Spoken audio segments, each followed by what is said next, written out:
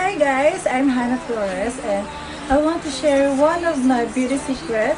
This is FEG Pro Advanced.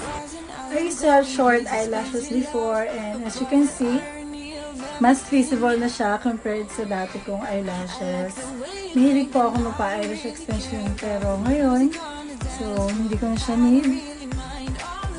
So for applying the product, madali lang po siya. You can apply it from the inner corner of the eye, outwards, directly to the roots of the eyelashes. Better result, you can apply it day and night. Ito po yung samples ng eyelashes ko before and after ng ma-use ko itong product na to.